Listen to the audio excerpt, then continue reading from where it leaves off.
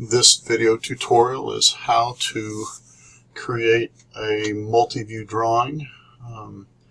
But to simplify matters, what we've done is we've given a top view and a front view, and we're going to have you create the side view or the missing view, which would be right here.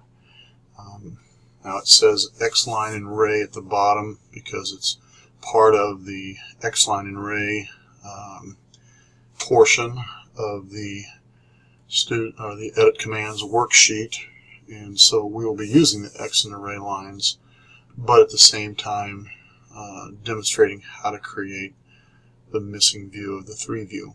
Now the reason we're doing it this way is because obviously you don't see an isometric view or a 3D object to create it from.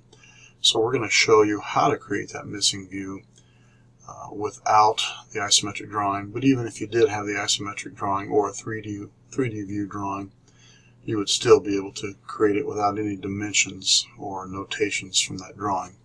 So to get started, what we'll do is we'll use our X lines first. X lines are lines that don't have a beginning or an ending. I want to make sure my ortho is on as well. Spacebar takes me out, spacebar brings me back in. And let me do these down here. I'm going to start with just the basic outline of the object. I'm not going to do a lot of it, just some of the basics. And we'll start with the basic outline. So I've got my X lines. I'm going to use array command, and I'm going to start the array right here. And I'm going to go down to my object snap settings, and I'm going to the polar tracking. I'm going to turn it on. I'm going to set it at 45, which it already is. You have other options as well, but we're going to leave it at 45.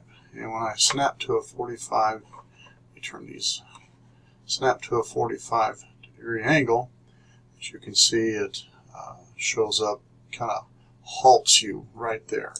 So I'm going to turn that on and call that good. Okay, so I've got my horizontal X-rays, I've got my 45 degree, horizontal X lines, I have my 45 degree array, and now I'm going to go up to the line command, and I'm going to bring down these basic shapes. Everywhere a horizontal line from the top view crosses that 45 degree angle ray, I'm going to drop a line straight down. And then I'm going to go to the trim command. And this will be a trim line, this will be a trim line, and this will be a trim line, and so will this. The reason I'm not right-clicking and selecting all lines is because since those are the only two lines, it will delete the line everywhere. Okay, so there's nothing left off hiding somewhere in the other part of the worksheet.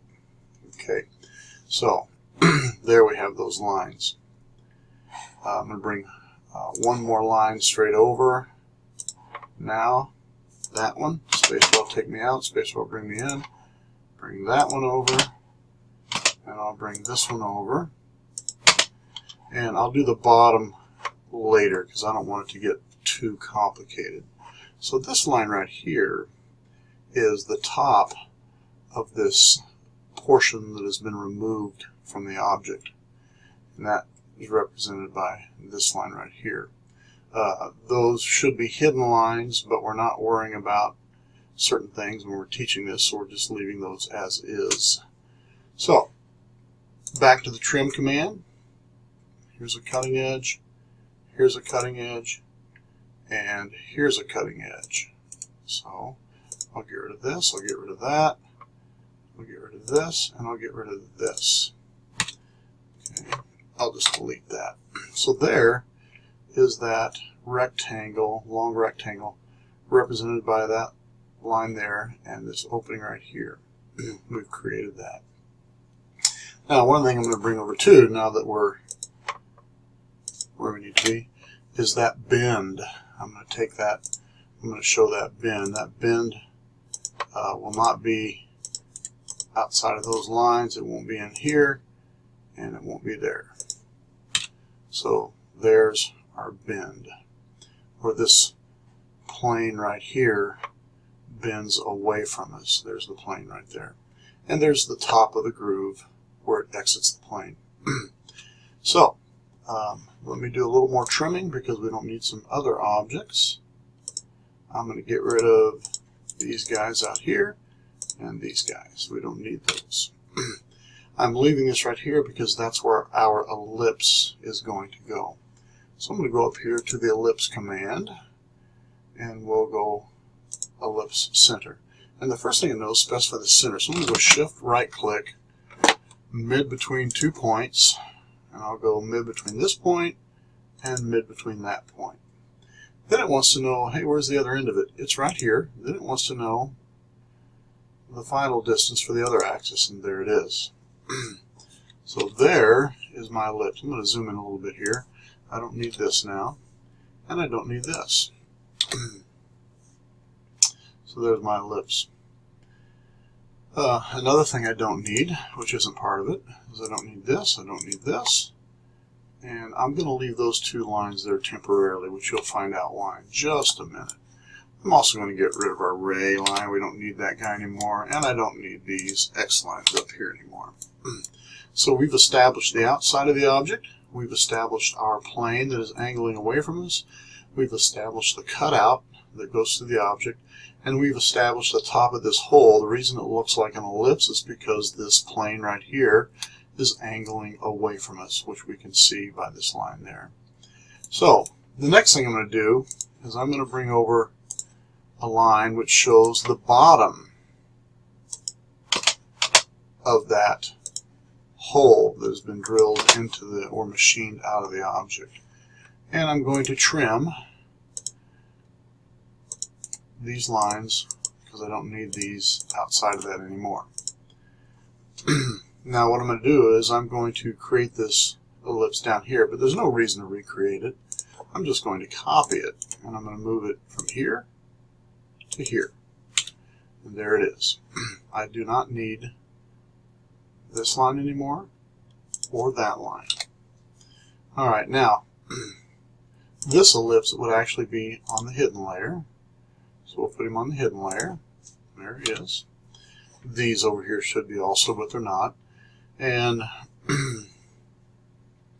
then we're going to have to do something special to this line and this line. Because from this edge of the ellipse to the end point of this line, that should be hidden. It's not seen. So I'm going to use the break command. I'm going to select my line. I'm going to go down and select the first point. And if I click both times right there, it then just puts a break in the line without creating a gap. So I'll go up here to hidden. Okay. I'll go break, click on my line, go down, click first point, and click in the same place twice. And then I can take that portion of that hidden line and put it on, of that continuous line, and put it on the hidden line layer. Now, the reason we don't see the hidden line going all the way down to the edge of this ellipse is because a solid line, or a continuous line, takes precedence over a hidden line. So, there is our orthographic projection. Otherwise, this particular orthographic projection we're doing is a multi-view, and we just created that multi-view using an orthographic projection method. We didn't have to take any measurements. We didn't have to see the original object. We don't have an isometric drawing we're looking at up here. We were able to do it without any of those extra aids. So that is how you can do a multi-view drawing, side view when it's missing and you have 2 views to start with. And that is the video tutorial.